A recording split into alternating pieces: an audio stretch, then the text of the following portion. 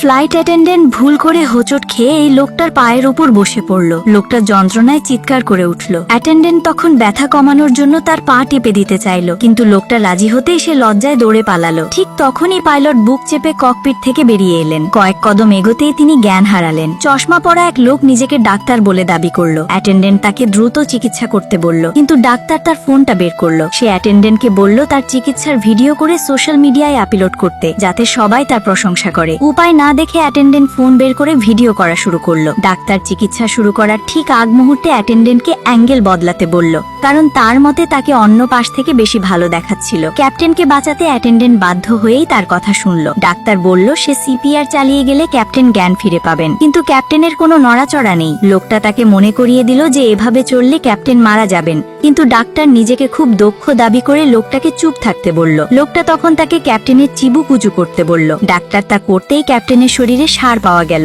লোকটা সবাইকে জানালো যে ক্যাপ্টেনের নিউমোথোরাক্স হয়েছে এবং এখনই অপারেশন দরকার, কিন্তু বিমান নামতে আরো 1 ঘন্টা বাকি। তাই লোকটা বিমানের ভেতরই যন্ত্রপাতি খুঁজতে শুরু করলো। সে অক্সিজেন মাস্কের পাইপ একটা পানির বোতলের সাথে জুড়ে দিল, কিন্তু ডাক্তার বলল এতে ক্যাপ্টেনের অবস্থা আরো খারাপ হবে। ডাক্তার কথা শেষ করার আগেই ক্যাপ্টেন চোখ খুললেন, কিন্তু জ্ঞান ফিরেই ক্যাপ্টেন বললেন বিমান ক্র্যাশ করতে যাচ্ছে, কারণ কেউ বিমান চালাচ্ছে না আর তিনি আঘাতের কারণে উড়াতে পারছেন না। অ্যাটেন্ডেন্ট জানতে চায় বিমানে কেউ বিমান চালাতে পারে কিনা। লোকটা এগিয়ে এসে বলল সে পারবে। ডাক্তার তার কথাই সন্দেহ করলো। লোকটা তাকে একটা চড় মেরে চুপ থাকতে বলে ককপিটের দিকে এগিয়ে গেল। ওড়ার সময় তারা ঝড়ের কবলে পড়ল, কিন্তু লোকটা দারুণ দক্ষতায় বিমানটিকে নিরাপদে ল্যান্ড করালো। সব সামলে লোকটা বাড়ি ফিরে দেখলো তার বাড়িতে অপরিচিত 2 বোন থাকছে। সে নিজেকে মিস্ত্রি পরিচয় দিয়ে ভেতরে ঢুকলো। পরক্ষণেই এক লোক এসে নিজেকে বাড়ির মালিক দাবি করে 5 গুণ ভাড়া চাইলো। বড় বোন বলল এটা চুক্তির বাইরে। বাড়ির মালিক হুমকি দিল টাকা না দিলে এখনই বাড়ি ছাড়তে হবে। এসব শুনে লোকটা আর চুপ থাকতে পারল না। সে বাড়ির মালিককে চড় মেরে জানালো যে এই বাড়ির আসল মালিক সে নিজেই। ভুয়া মালিক ধরা পড়ে লজ্জায় পালিয়ে গেল।